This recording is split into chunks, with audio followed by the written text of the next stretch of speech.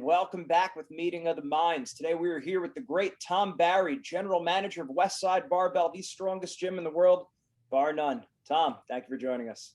Pleasure to be here. Thanks for having me on. Absolutely. So much great information that you're pumping out on your social media pages, on YouTube. So I'm really excited to pick your brain about it a little bit. So one of the things that I noticed that you put out on the page is that training tendons are more important than training the muscles. Not more important, but you have to train them at a greater amount, the 3-to-1 ratio. Can you talk about that and why that's important for athletes? Yeah, because usually the connective tissue is what causes the most amount of injuries. And we can get stronger very quickly and we can build up muscle tissue very quickly, but tendon strength requires hundreds and hundreds of reps to build up the blood, or to get blood supply to the joints. And that's why it goes unknown. And we realized that with a bunch of athletes, that everyone's focused on conditioning, everyone's focusing on let's build strength, let's put on mass where we need it. But really the time taken for the joints wasn't there. And then working obviously with Louie and his knowledge, you're like, well, of course, like it takes at least 100 to 200 reps to start developing ligaments and tendons. And he goes, really, have you ever tore one? I'm like, yes. Did it ever go black and blue straight away? I was like, well, no. And he's like, well, there you go. I was like, okay. And then been here, made friends with John Quint. And John is an exceptional human being. He's like a human MRI. But he knows the joints inside and out. And when we started really thinking about an athlete, if you take away the sport from anybody, right, regardless if it's wrestling, MMA, and if I can make you a better human being, right, in terms of your joint development, and you work from the joint outwards, well, then I've just limited your perceived risk of injury, because we're starting with the joints and moving out. But a lot of strength coaches start on the outside. I'm like, okay, we're going to put on mass, we're going to do conditioning. Like, there's no better conditioning for wrestling than wrestling. Like, the drills you guys do is just remarkable, but it's hard to replicate that. We can do some things, but when it comes to joints, it has to be very specific, and we will have specific exercises in our workouts, but we'll actually have small workouts dedicated to just joint development.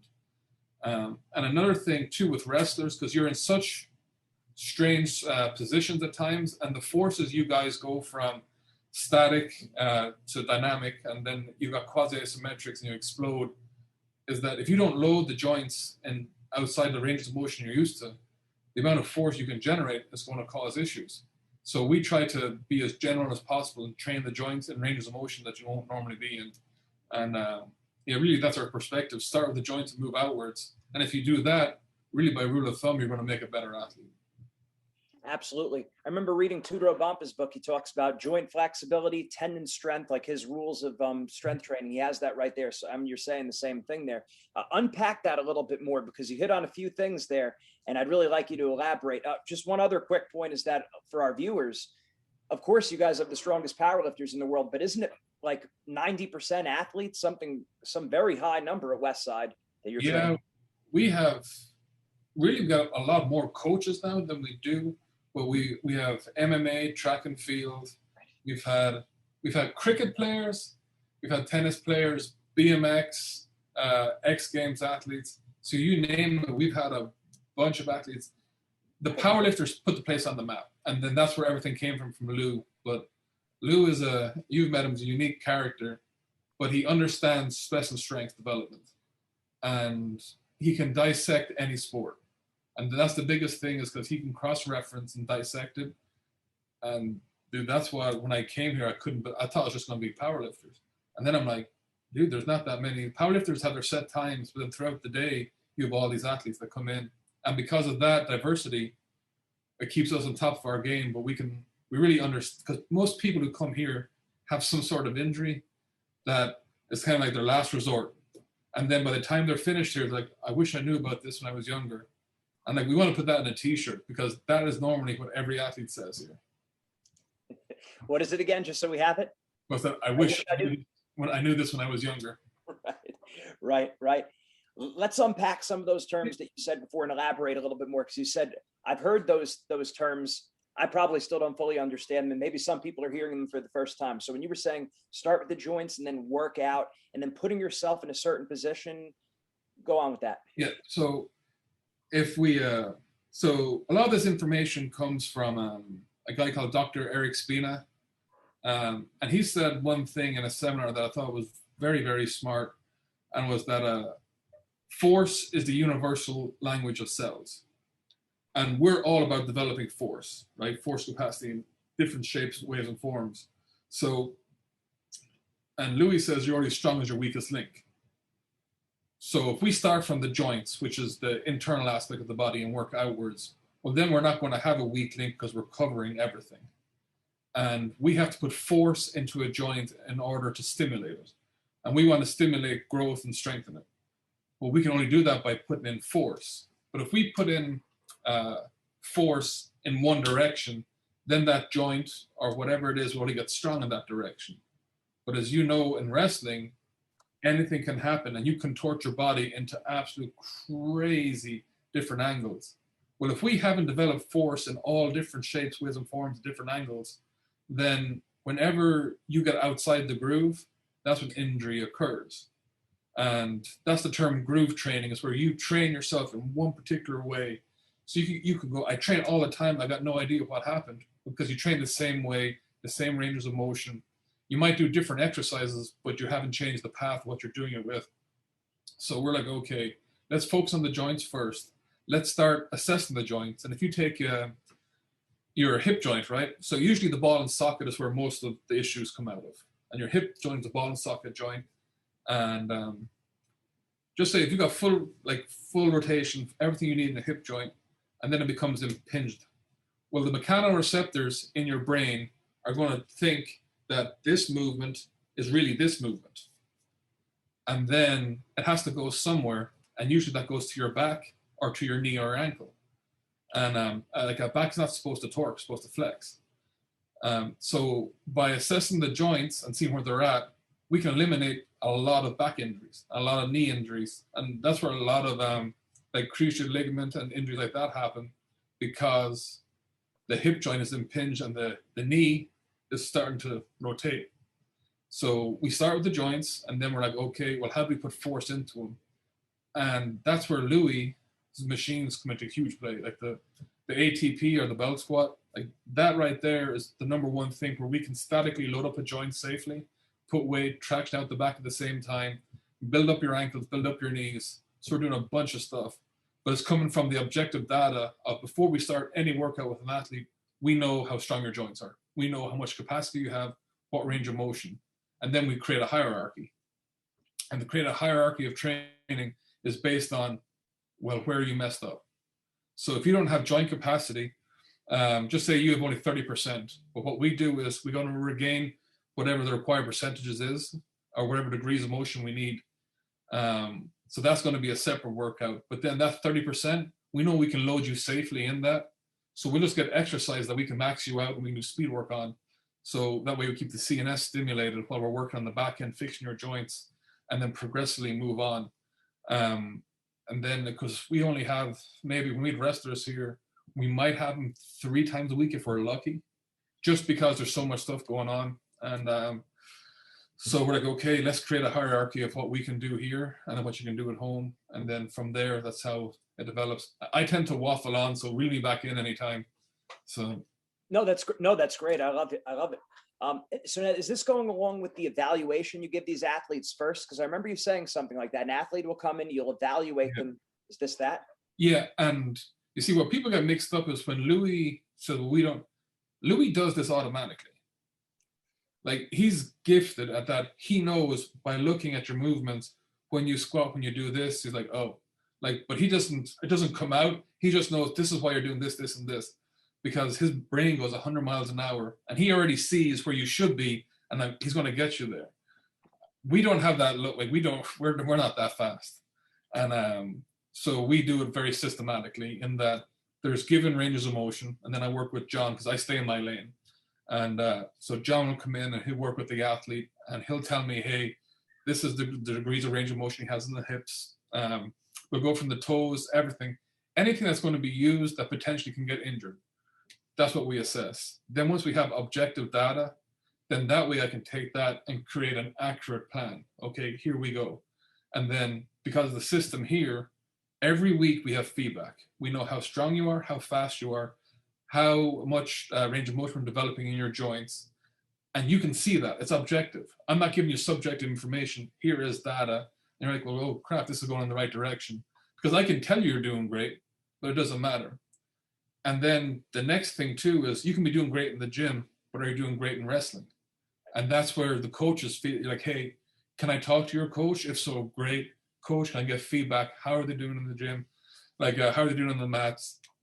Is flexibility going better? What are you seeing? And then asking the athlete. And then we take all that and put it onto data. And then that way we track it all away. And it can be seen as overkill, but from where you start, you got a huge amount of information. Then as you get better and better, it shrinks down to where we know the pinpoint what you need is like you progress in your career. That makes sense. I would think now if I had a son who is, so I have two boys, one's 2 and the other one's 8 months. I would think like, okay, they turn around, I don't know, whatever age, 12, 13, 14, whatever you recommend. It's like, I wouldn't be able to get them there 3 days a week because I live in New Jersey, but maybe a weekend at Westside, get evaluated by Tom and John. And then here's the plan. Does it work like that? Are parents able to do that? Are serious athletes able to come in? It's hard because this place is crazy. You never know from day to day. We got people coming in, coming out, but a lot of this you can do yourself. Okay. And like kids are the most important aspect to me, and I still can't fathom why there's not more emphasis put into structure at a young age. Because somewhere we screw them up. Because you got young kids, their squat form is perfect. The mechanics are perfect. You're like, well, because they have to keep everything in the center of mass. But somewhere along the line, like chairs are too comfy now. We have like a lot of luxury. We got video games, we got everything. So we're screwing them up along the way. But really, if you have a basic understanding of how strength training works and how joints work, you can maintain a healthy kid the whole way through.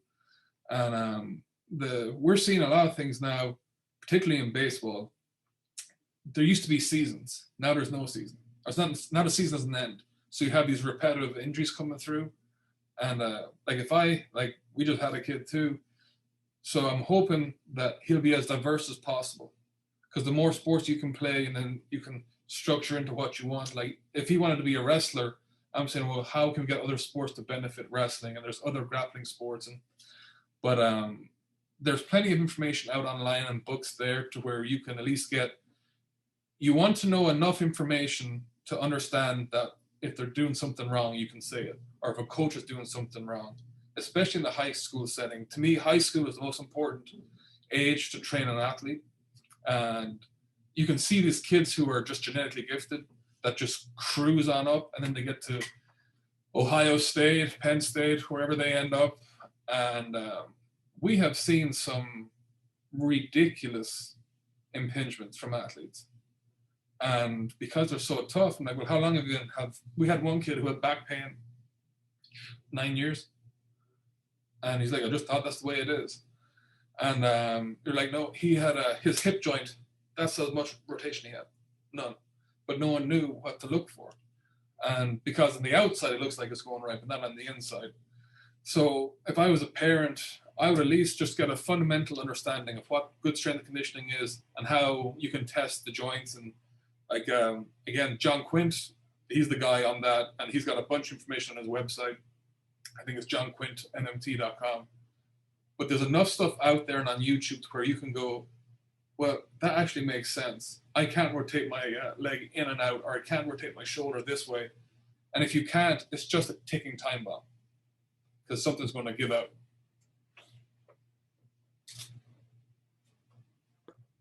I can't hear you. There we go. I remember when I was a trainer a while ago, I mean, years and years ago, before I even learned about Westside, they had people doing a functional movement screen. Oh, yeah. Is that okay? Have you heard of that? That was by a Gray Cook, if I remember. Yeah. I wouldn't use it, and I went through it, and I spent a lot of money back when I was in college because that was the all and end all. Now, it's a tool you can have in your arsenal that you can use for testing. To me, I just really love the way that functional range assessment, how they do it, because it's based on solid literature. Ray Cook really was, he did a whole great job of giving it to the masses, but you've had people come out with them certificates who were experts, and I'm like, dude, this doesn't make sense to me. But it's not, I'm not writing it off. It's a tool to have in your toolbox for sure. But to me, you really need to understand how joints function. And then as a strength coach, you need to know, well, how can I get those joints stronger in different ranges of motion? That way we can reduce your perceived risk of injury.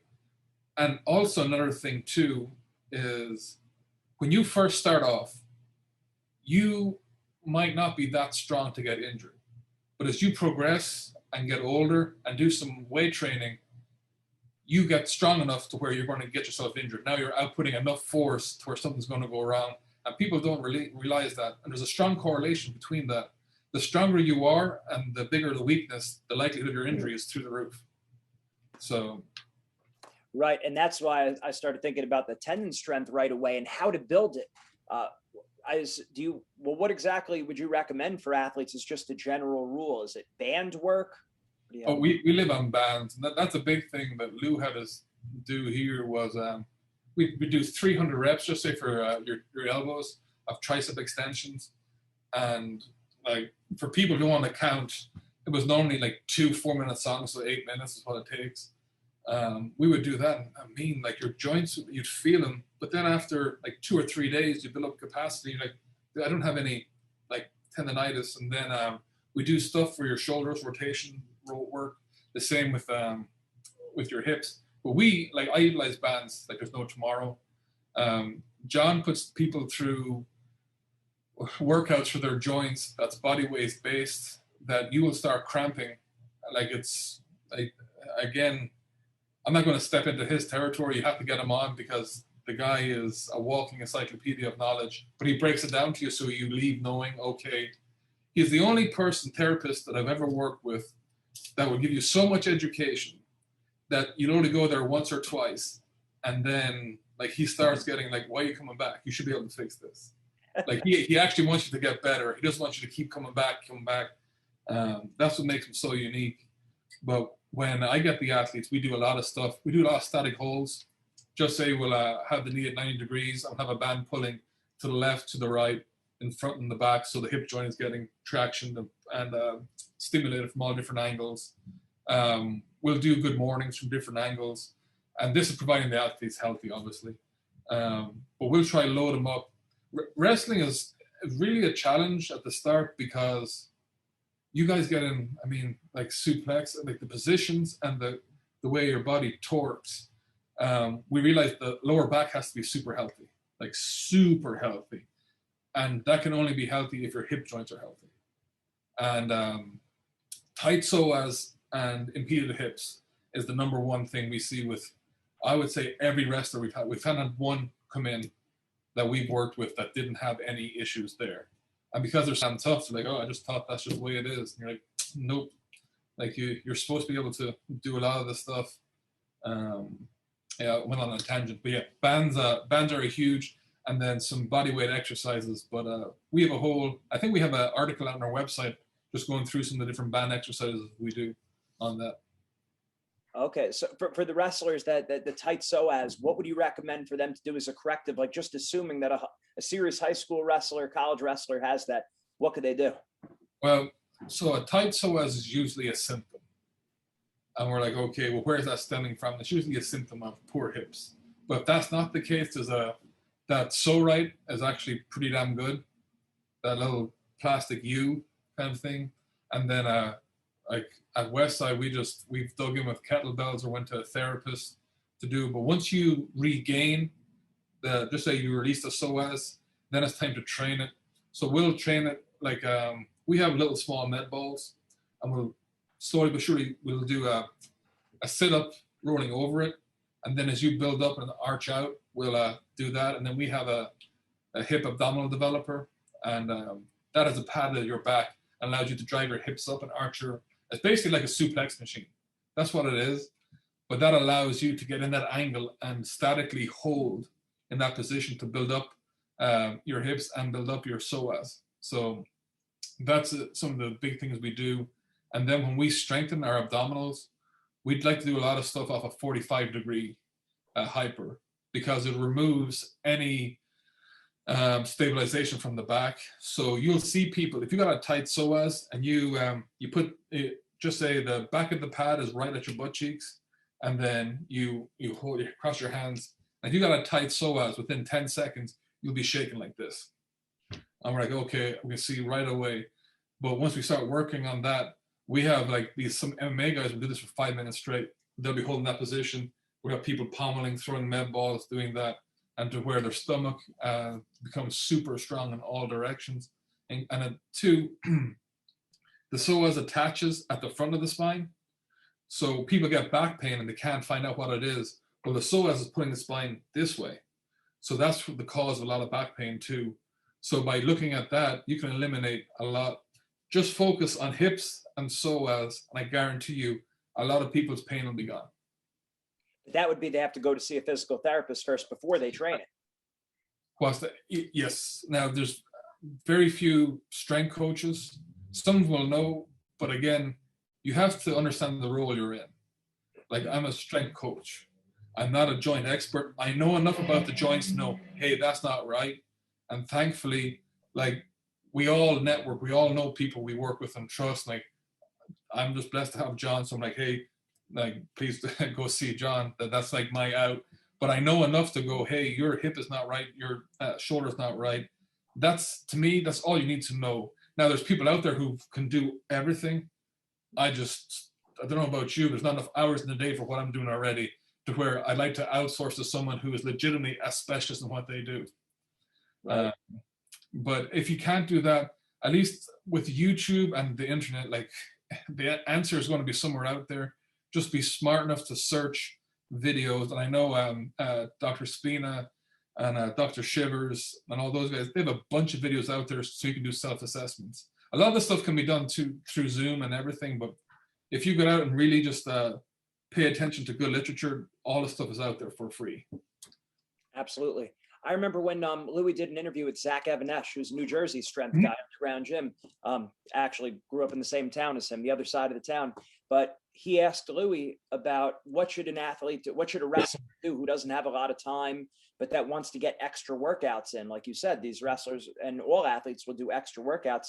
And he recommended pick 2 different exercises with the bands and do 100 reps. So, and then just switch up the exercises each day. Maybe it's good morning, maybe it's the tricep extensions, the leg curls, all that stuff. Would that still be a recommendation? Yeah. And that mindset really, there's a strength coach called Dan DePasqua from the Melbourne Storm. Been coming here all the time.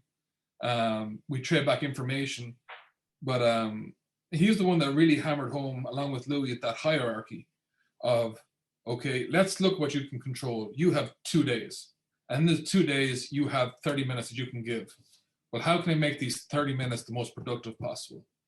Well, what's my biggest weakness? We'll just say it's lower back, glutes, and that. Okay, I haven't got time to isolate. I would love to, but that's a luxury. But what compound movements can I do to kill 2 birds with the 1 stone, so to speak?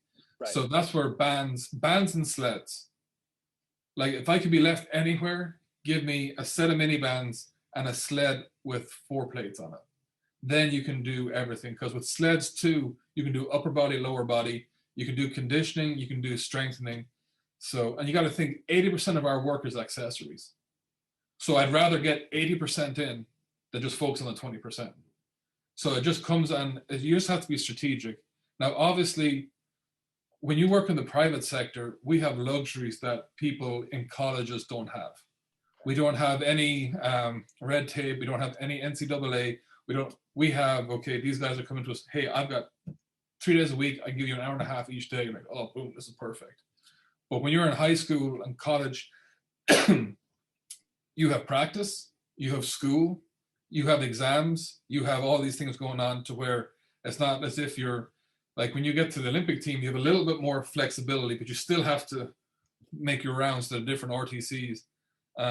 That's where you have to create a hierarchy. And then you have to know too, we noticed this with college students, injury rates jump up around exam time because your central nervous system, all it knows is stress.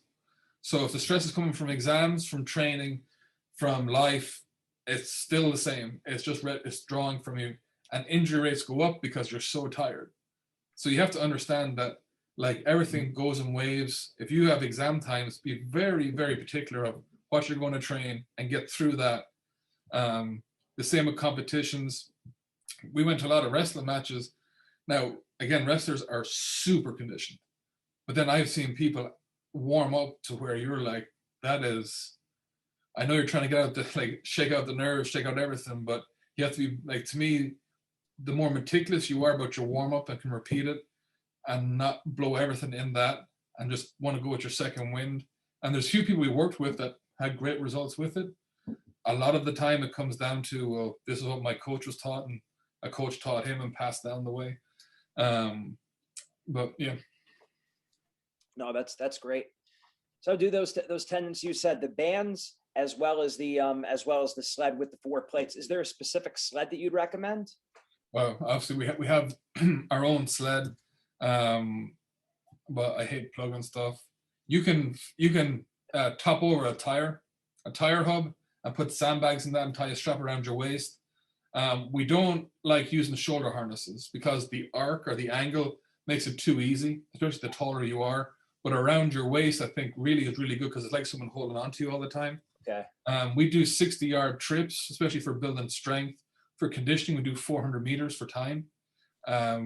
We'll do a lot of grappling, upper body, because we got the loops and the straps with it. You don't need an awful lot of weight, but our rule of thumb is you want to at least be able to handle your own body weight on a sled.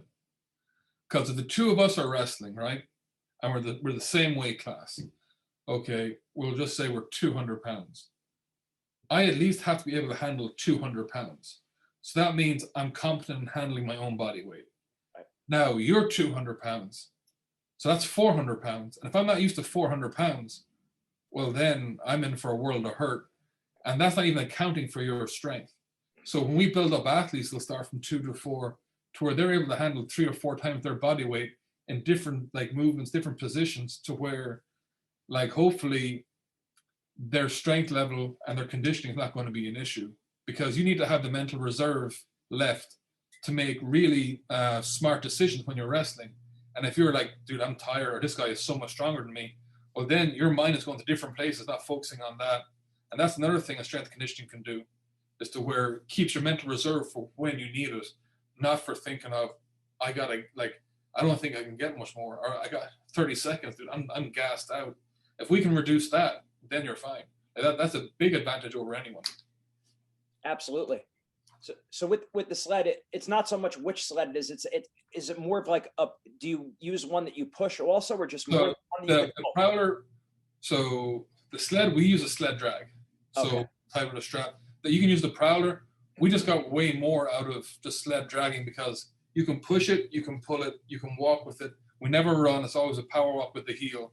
Right. And we have a bunch of free articles on our website that goes through a lot of this with videos. But just that alone will carry over leaps and bounds, because it helps to traction out your sacrum.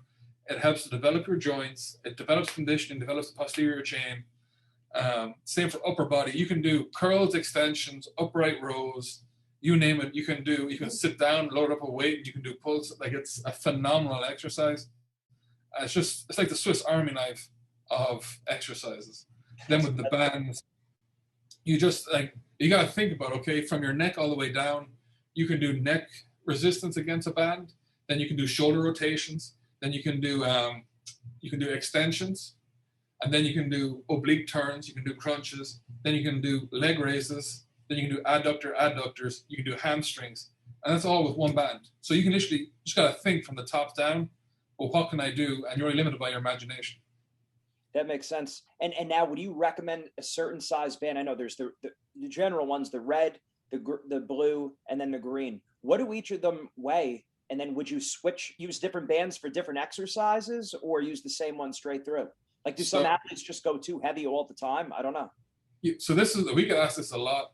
The band tension is like the most, it's like I don't know how to say it, but it's like, well, what's the tension? I'm like, it is what it is from where you start. It's like whatever the circumference is around and then how far you pull it affects it.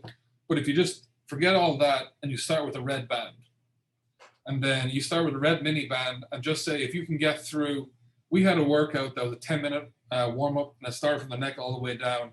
And when you could get through that efficiently and you're getting nothing from it, well, then we go up to a black monster band. And then when you progress to that, so it's kind of kind of like linear periodization, to where like I'm not going to say like we're conjugate all the way, but there's a slight linear way to using that. But then that's when we changed the bands. That was a big thing. Now that's only for joints, like for squats and for working out. But then that's where the purples, the greens and the blues come in. Like really, not many people should be squatting against mini bands. Doesn't really provide enough resistance for a lot. If you're kids, yes, you get a lot from it. But for an athlete, no, I would just start with your joints with a red mini band and progress all the way up through the colors. A minimum of 100 reps per joint.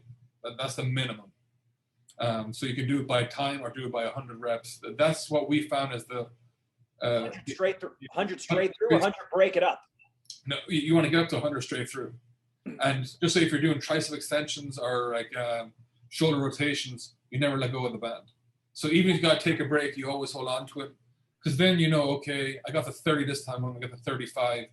But if you let go and walk away, I mean, like, and we've had people who started out with 20 minutes and then came down to 10 minutes and they got it. So don't really, I would focus more on the execution of the exercise than how much band tension is this.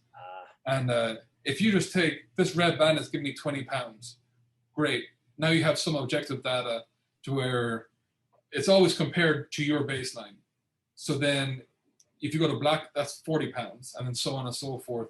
It just, whatever you start with, keep it the same way through. So then your data is always going to be true to yourself. Okay. That's very helpful, because that when I would do the extensions, once I heard Louie talk about it, I would throw the green band over the door and do it. And it's like, you're not getting, for me, I wasn't getting more than like 30. I do break it in 33, 33, 33 up to 100. But no, it's better to use the red and rep them out. Yeah, rep them out and as fast as you can, because you got to think your sport is not slow. You got quasi-isometrics, but when you guys explode, I remember, I think the kid's name was Nathan Tomasello. Yeah. I watched him over, and I've never seen someone go around someone's body from an isometric, quasi-isometric. Dude, he went around, and I'm like, I was just completely in awe of how fast that was. So when you're doing joint work, make sure it's as powerful as you can, but always execute full range of motion. Don't shortchange yourself, because people get sloppy, and a lot of times people lose count. Like, okay, we'll just do it to a song. An average song is 3 minutes, and just blast it out. And then you can go all the way through a song. Okay, jump up a band. And again, this is for developing tendon strength, not for absolute. Right, but it's so important. Like, again, that the 3-to-1 principle, tendon to muscle. And we get it mixed up in our head because, it's a red band. This is tiny. I want to move some weights. And then you wonder why I get hurt. But it's like everything too. Everything with wrestling is out the front. We're hunched over. Well, to where your rear delts, your upper back has to be like trained way more than what's in front. And everything should be done in like anti-rotation. So you're able to move backwards as well as forwards. So there's a bunch of stuff too, to where that's why we train outside the groove, right? So if we know what your position is going to be, well, I really want to train everything that you're not using, because that's what's going to get hurt when you get outside that groove. And it's when you really step back and break it down, it becomes very simple. But what we've known is that people don't like simple. They think everything has to be super complicated. And you're like, dude, life's complicated enough. Let's make like strength training pretty simple and effective. Like, that's all it's supposed to be. And that's where before the start, we talked about strength or sports science. Sports science is huge. And as a strength coach, I use sports science to give me objective feedback to see this what I'm doing working, and then where's it working at. That's it. I don't let it dictate what I'm doing, because that can only be as good as the person testing it. whoever's using it, I want the data to see what I'm doing. Like, then I'll guide my own training. Like, that's the thing. They want it so complicated. We're going to use this technology. Like, there were studs that were absolute, like George Hackenschmidt, all these guys way back that didn't have any sort of scientific measures. They went by feel. So I just want to have more objective data, and I use that, but it all comes back down to a simple system. And no complex system ever starts out complex. It goes from simple all the way out. Excellent, excellent. What would you say are some mandatory exercises for wrestlers, maybe the most underused? And then maybe also, what are some of the most overused that you see wrestlers / MMA fighters do that you don't need to be doing this as much? The most overused is running. I mean, to where you're like, I've seen stuff to where you're like, I just don't understand it. Like, you'd have way more benefit a bit on the mats than doing these 5 mile. I get the principle, I think, of like, this is for team building. We're going to go do this, or put on a backpack and ruck, or do like sprints until you get sick. I'm like, when you get sick, that's your body rejecting what you're doing. But to me, like, sprinting makes no sense. Like, I understand it in short intervals and for like program in and out, but for hours makes no sense to me. That to me, and at least a lot of injuries. If I was a wrestler, and I think the most underutilized is sleds done right. Like, really, like, sure, like if you do a sled workout right, you will be so tired that you don't want to do anything else. But it's low impact on your joints. It maximally stimulates your central nervous system. It carries over to strength development, carries over to joint development, and to overall conditioning. And you can do like a really good sled workout in 20 to 30 minutes. And the other exercise that people don't understand, and it's a silent killer, is that ATP. So I was doing just a volume. So if you have it was like crazy amount of, I like to think it was like 60, 70,000 pounds of volume that we got done in 6 minutes. So like and then that's why data is important. You're getting all this volume done because you can do walks, you can do grappling, you can do speed squats. It's huge. And you got to think, a sled and a belt squat walk or ATP walk is unilateral, because you have to go left, right. It's way better than the pistol squat and way safer. So those two things there is definitely, but sleds by far is underutilized hugely, because we've had kids, we do sleds, go show me, and they'll do 2 plates and they're back, and like, that's not how you do sleds. We had a 148 pounder, and he could pull 440 pounds on a sled for sled trips. And you're like, can you do that? We've had heavyweights who can't do that. So that, to me, I would focus hugely on the sleds. What would that workout look like? So depending on the day, we split it up. We had 1 max effort, and we had 2 speed days. The max effort then it could be lower body, upper body, a Zercher. We'd mix all that up. And then once that was done, we'd come in, we'd warm up, we'd do that. Then we do upper body, just say whatever the max effort exercise is. And then everyone would know where the weaknesses are, and then they would work on the accessories. So we would, sorry, mom's thing here. So speed day is probably the best. When you come in for speed day work, depending on the athlete, so we had wrestlers that we only had twice a week. So they would do 1 max effort and 1 speed day. And that speed day was probably the best speed day we've ever done. It was, you come in, you'd warm up with sleds. So you do 6 to 8 trips, 60 yards. Then it would be bench press. So you do your sets there. Then it would be bench press. Then it'd be squat. Then it'd be deadlift. So you go around, and we do 6 sets of 6. So you're going boom, boom, boom, boom, boom, boom, boom. They get that done in under 15 to 20 minutes. And that's a workout because they're non-stop. And then it was plyometric jumps. And then it was like 2 or 3 crucial accessory workout, depending on what their weaknesses were. And then they would finish with some sleds or with some joint work at the end. So it's hard to give you specific because everyone know what they have to work on. So you might have three, because when you first come in here, it's like a circus. You have people that do the max effort or the main movements, and then it just scatter. And you're like, what is going on? But you have certain people who had similar weaknesses that work together over here. Very rarely would you have everyone all lined up to do the same exercise. Right. That makes sense. But they would do the trips on the sled. Then they would do the bench, the squat, and the deadlift for 6 sets of 6 for all of them, and just rotate. Yeah, but we would change that depending on how many is in the group. So if there's only 2 people there, well, then we can do a more traditional style to where we might do we'll do 9 sets of 3 on the bench. We'll do 10 doubles on the squat and 10 doubles on the deadlift and the superset them. But if we had a group of 5, well, we had to get more work done. So we might do 5 sets of 5, 6 sets of 6, and then maybe 8 sets of 8, depending on, but we keep changing up every 3 weeks.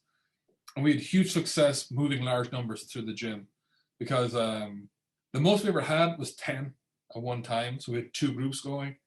And for banter and crap talking, it was phenomenal because you had one set over here and they wanted to get done. And eventually, like, they would just barely overlap. And so it comes down to numbers, really, of what you're going to do for sets and reps. That's awesome. And for deadlifts, it's usually doubles? It's doubles, but that's the traditional. But we've had it to where they'll do 5 sets of 5. I found it hugely beneficial to superset the squats and the deadlifts. So as soon as you get done squatting, you're walking over to the deadlift platform, then you're doing your deadlifts, and then you're recovering, getting back the way around. So usually if there's 5 people, minimum we're going to do 5 sets of 5. And it's a conditioning workout, but you're getting stronger and conditioned at the same time. And we want everyone out within an hour 15 minutes. That's it. Right. And how would you gauge the weight for each person? Is based off a 1 rep max? Yeah, 100%. So nothing is speculation. So all the principles come from the managing and the training of the weightlifter. On page 32, I think, is Prillipin's chart. Right. And that gives you your tolerances, what we're working with. But in our initial assessment, we know how strong you are. Like, what's your best? Now, if you have a best that's 10 years old, well, that's not accurate. We want to know, like, what's the most current. And if you don't have one, we'll get one. So the first week is accumulating data. Then once we have that, it's easy to set up your sets and reps for speed work. And then the same with accessories. I said, you start off very broad.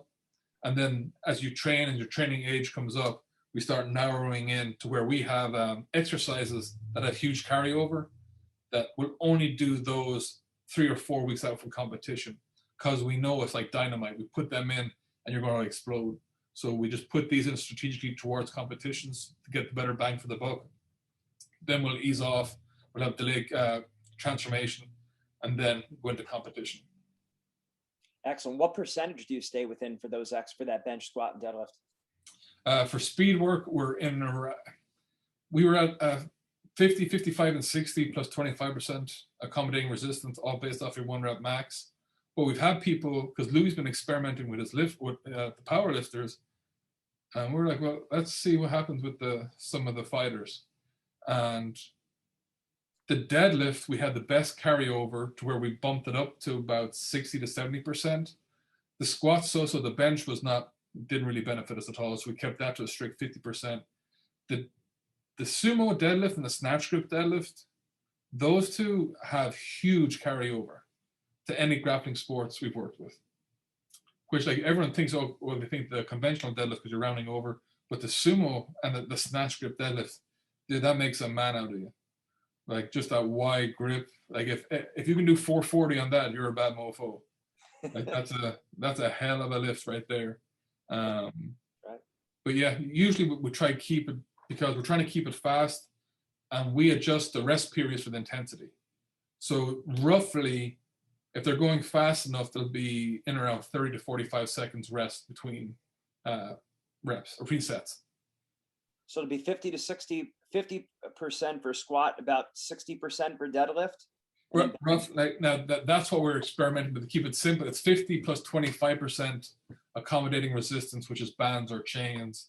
Right. We like bands more because it's easier if you have people at different heights.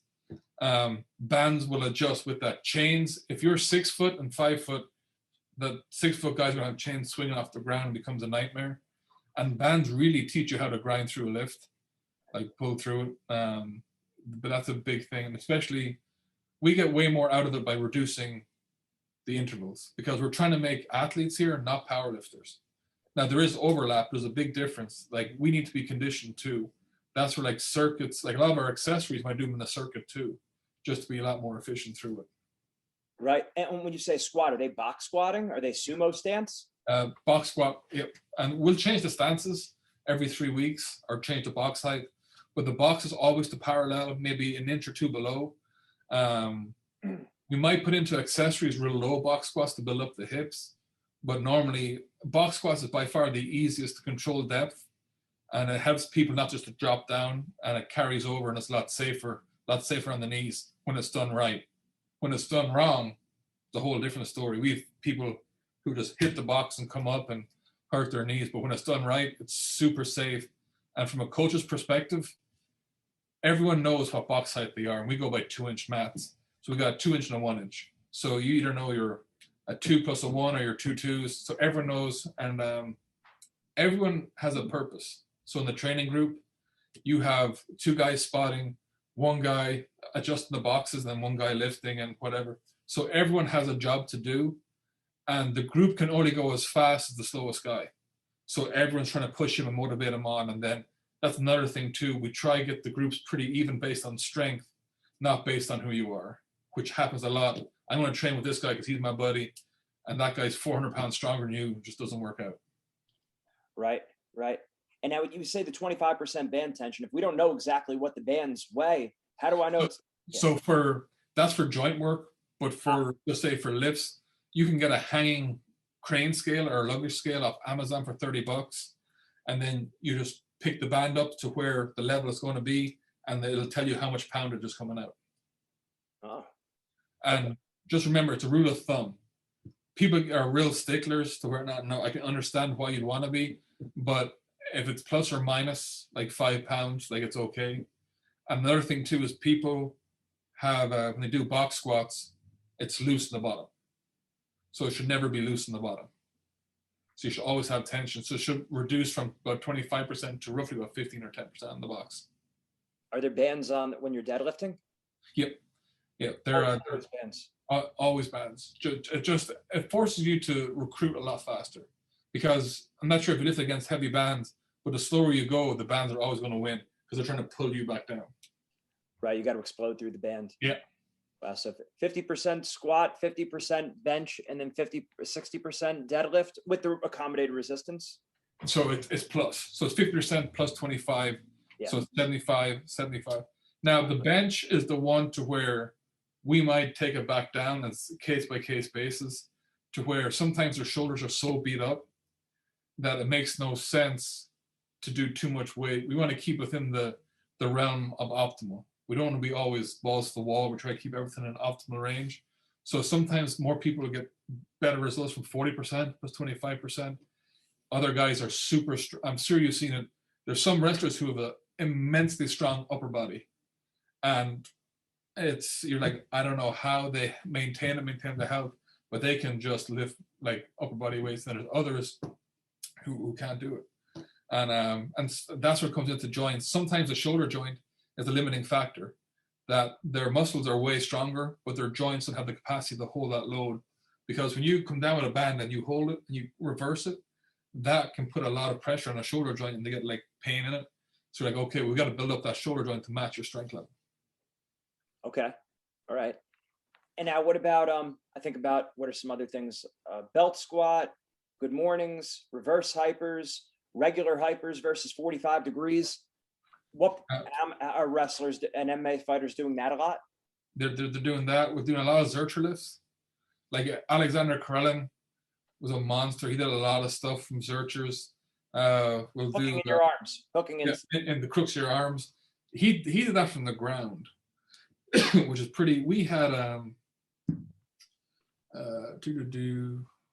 can't remember what weight he was. He might have been 220.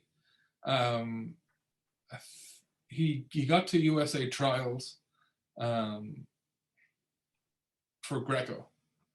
But it's one of the most impressive things I've ever seen. He did a legit Zercher lift with 405 pounds from the ground, and it took him 12 and a half seconds. And never stopped, never went down. He just grinded, and I was like, he's going to pass out. It's one of the most, because I couldn't believe he'd get in that position, but he got in that position, grabbed it, and came all the way up. And like, we're going, go, go, go. Like, we're like taking breaths in, like, go, go, go, go, go. We had to do it twice. And it's one of the most amazing things. Never give up once. So that's no small, just getting in that position is hard to lift that weight. I think Corellan's best was like 445 or 450 for reps, if I'm correct. But the Zercher lift is a huge one because you can do it off the rack too, different heights. Right. I think that's a very good one. And then if you want to save your arms, there's a Zercher harness you can wear. So some people don't, especially if you got competition, you want to reduce your risks as much as you can and get the most out of the workouts. That's another good one. And then like Zerchers, real quick with those Zerchers, when you get down on the ground and you get that in between the crux of your elbow, are you squatting it up, or are you bending over with your back and bringing it up? So it depends on the flexibility level you have. Ideally, you want to be as straight up and down as you can for mechanical advantage, but some people have lower backs from hell. And this athlete, was here for about a year and a half. So we knew, dude, that like he was like the risk was pretty low because he was strong all over, and he had a hell of a strong stomach, and like he worked with like Lou a lot, and he's one of them few athletes that we had that like if we told him to count the grains of rice in a rice bag, he would go do it. He just was a super student. But yeah, that I think he rounded over just to get in there at the bottom, but then he stood straight up. But you try make it as perfect as you can. Okay. But if you can't and you don't have the capacity to do it off a power rack, and you can do it off a power rack. Just count the numbers up. You might have to do it off pin 15, which might be maybe hip height. So, and a rule of thumb for wrestlers is when you go to shoot in for a single leg, like that position before you shoot, if you measure a pin and put the bar there, you can actually do a single leg and shoot into a Zercher and lift it up. You can get like really specific to it exercises. Same with good mornings. That's why I give wrestlers so much credit, and it's such a phenomenal sport to work with as a strength coach because you've got stud athletes who want to go all the time, but the movements you do, you can get real creative in a weight room. Excellent. And if you're wearing that harness, when you Zercher it, do you go to the box or never to the box when you're doing that? So some people do a Zercher squat. We like to do a Zercher lift from a dead stop.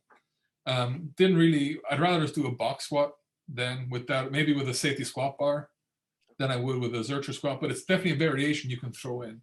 Again, that's more personal preference than not been right or wrong. All right. And then once an athlete wants to start ramping it up, should they get a reverse hyper for their house? Should they get a belt squat? Like if they had to pick two pieces of expensive equipment now, jeez, what would you tell them? Ooh, Because I look at all the stuff you guys have, and I'm like, oh man, the plyos. That's the equivalent question of me asking you to choose between your children.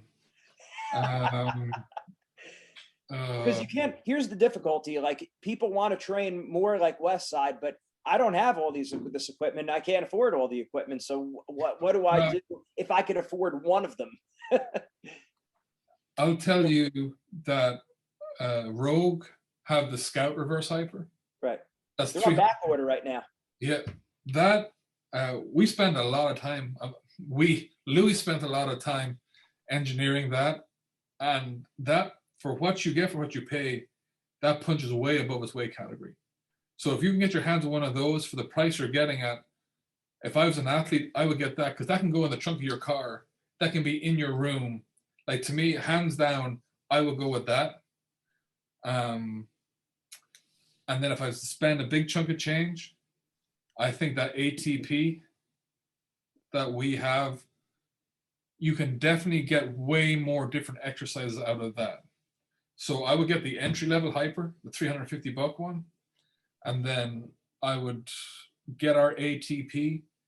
But if you couldn't fit that in, that Rogue Rhino bell squat is a lot smaller footprint, but you can still play with it. You can still walk in it, do a lot, you can pommel on it. So you have a budget right there. So you can get the 350, $250 hyper, Scout hyper, and I think that's 1850. So for about 2250, maybe $2,400 shipped, you can get those two, and that's still less than the ATP. That ATP is really for serious like home gym users, or for RTCs, or for college, because it's made for hundreds of people to be on a weekly basis. When you're your own athlete, something smaller would be perfect. But that really, if you want to save money, get that Scout reverse hyper if you can. Like that will, yeah, the Scout. It's and then the belt squat too. If you can afford like that package, I would go for that.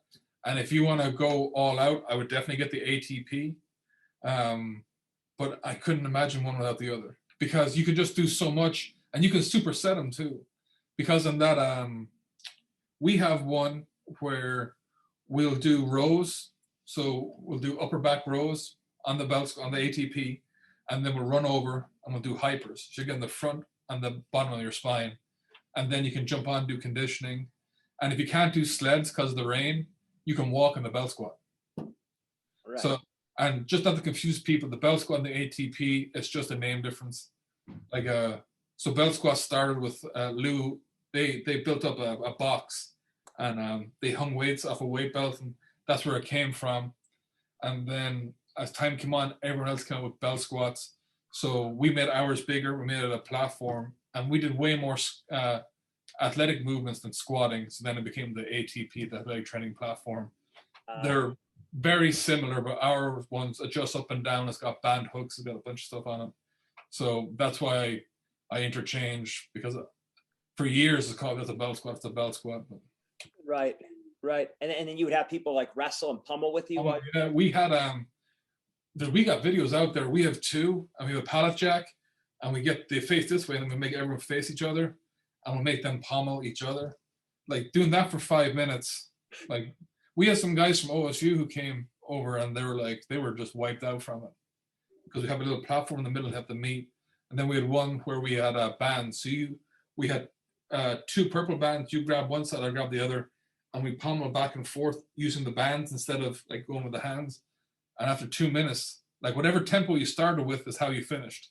And some people got really rambunctious at the start, and 2 minutes in, they're like, "There's no way we're going to get through this." But yeah, there's a lot. It's a lot. You'd be surprised. There's a lot of wrestling rooms that have them there, and there's a lot of wrestling rooms that have them, and they're just gathering dust too. So yeah, that's awesome.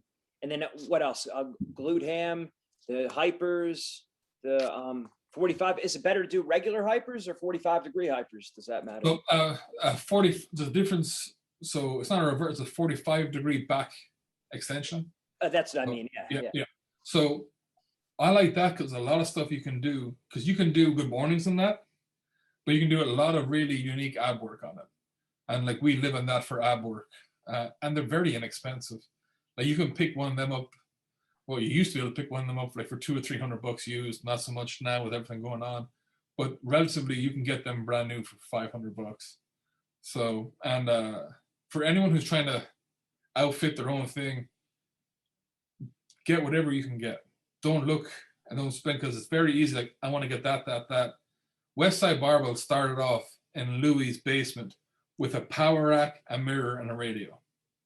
So you can make anything work with whatever you got. Don't think you need these to be then out. It's a luxury, and from a coaching perspective, it makes our job way more effective and easier and optimal. But you can get away with a lot of stuff by not having it. So don't just think, well, I'm at a disadvantage. You're only disadvantaged in your mind if that's the way you think.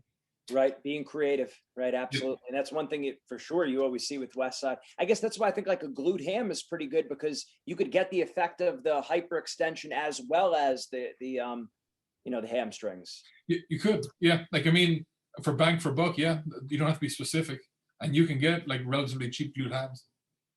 All right. All right. And last question about plyometrics. What would you have? Is there certain things you would do specifically for wrestlers? And then how many jumps should they be doing either per week or per workout? So for advanced athletes, and we'll just say high level, high school to collegiate athletes, we'd have them do 40 jumps per workout, broken up into sets of 10. So 4 sets of 10. And we used to do a lot of depth jumps, but we cut them out. We got way more for jumping up onto a box. So we do it with a lot of the time with ankle weights on. So they'll do 1 set of 10 jumps onto a box. And before this happens, we'll have an objective height. So we'll know what their best box jump is. And then from that, okay, would I just say you have a passing grade for an athlete here is 52 inches. So you have a 52, like Louie's had 16-year-old track girls jump, like, I mean, 52 inches is passing grade. And I don't care who you are, there's no way that can be done. We have had people who are not genetically gifted that have worked their ass off to where they've jumped over 52 inches, so it can be done. So they'll do, with just say 10-pound ankle weights, they'll do 4 sets of 10 jumps. They'll jump on and they'll step off. And the key for wrestlers is when your set of 10 is up, you're doing active recovery. And for that, they were going, grabbing a med ball, walking 60 yards, coming back, and then onto the next jump. So they're always moving. And by doing that, we would try to keep it under 5 minutes. Because again, we're trying to keep everything dense as possible. And we really like the 100-pound med ball, and we'd gable grip it, put it in, and push it against our solar plexus, so it's really hard to breathe. So when they got into routine, their conditioning was through the roof because they were so used to all these crazy movements and not getting their air. But when they would jump, they were jumping through fatigue, because we usually do jumps after the main movements.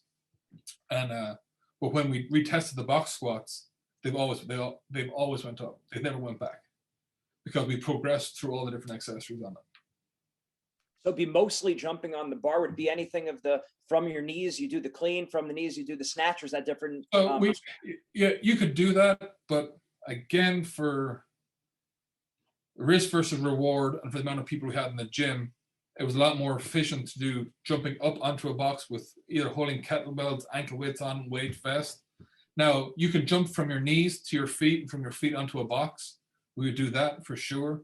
But the timing and the technique it takes to do it with a bar, I'm sure you know it, some athletes, you could tell them to walk on a tightrope, they'll close their eyes and do it. They're just gifted, they get it, and they'll get this first go.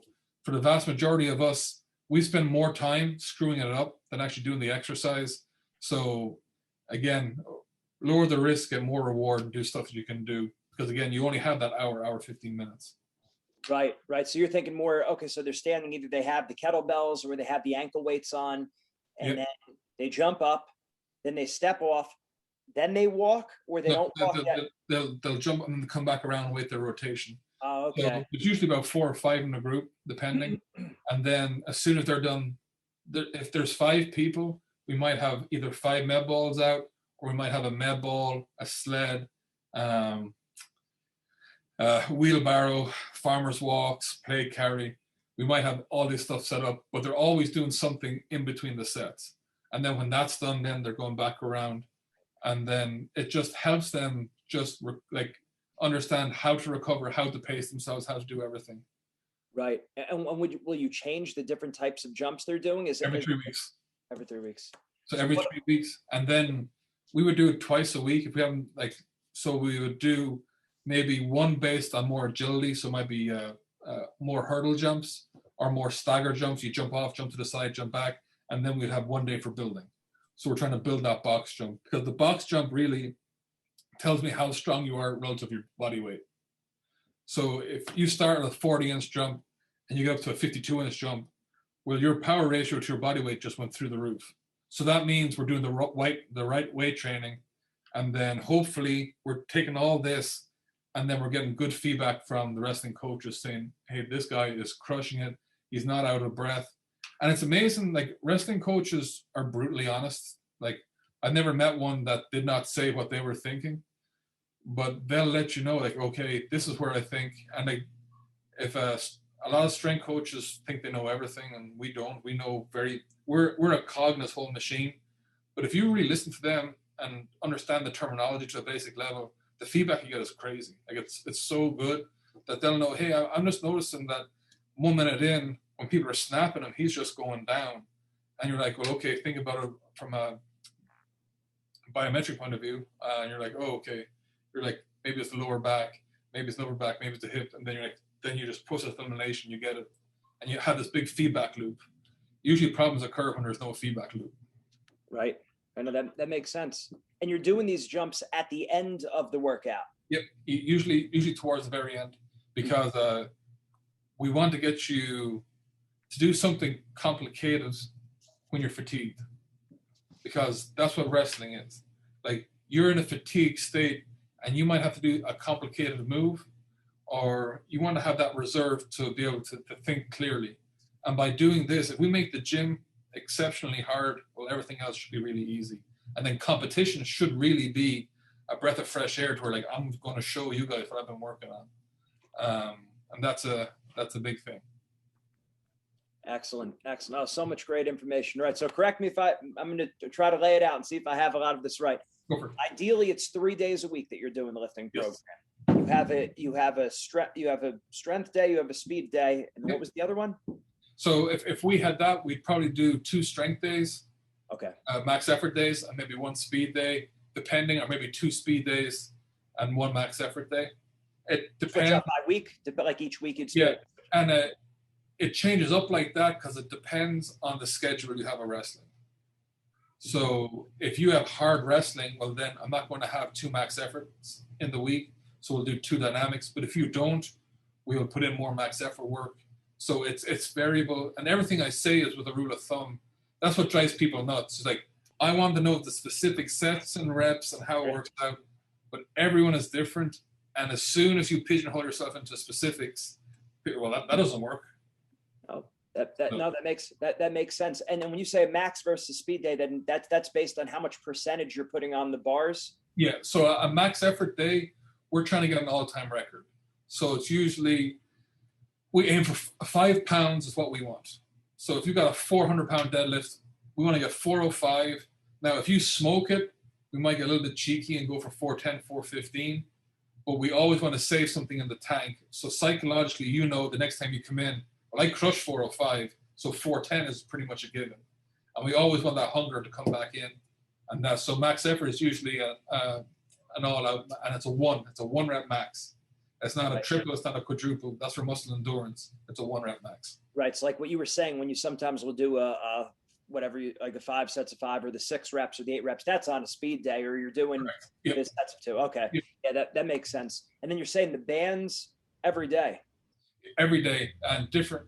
You can train your joints every day. You can do small workouts every 8 to 24 hours. And it can just be 20 minutes.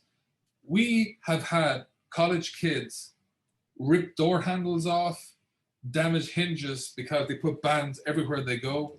But this one guy sent us a picture. He had a band. Every door he walked past, he would do reps. So you can set that up, but you can do it every day because you want your joints to adapt. So we're chasing adaptation, avoiding accommodation. That's our whole goal. So as soon as that red band got easy, onto the blacks, and then onto the purples, and doors started getting demolished when we went onto green bands. So we try to scale it back in. That's right. And the jumps are every time. Like you said, the plyometrics at the end of every workout.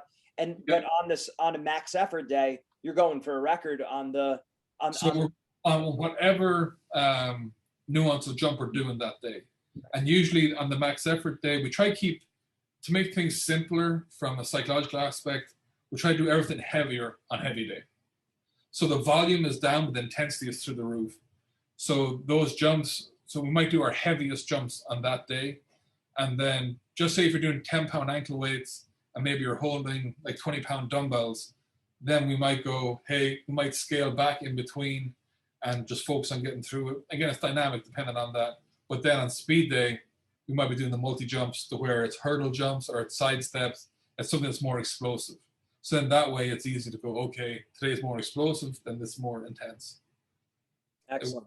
Problem happens is when you try to do high intensity and low volume on a day, it should be medium intensity and higher volume, because you need everything to come together for that feedback loop to tell you how strong, how fast, where's your weakness, what was your previous weakness, where is it now? And then every week, like, can you imagine the wrestling coach every week, I'm giving you this data, like here is objective data for you to see. And that's our goal, because we always want to be cognizant of, you could call me at any time and go, show me what you've done.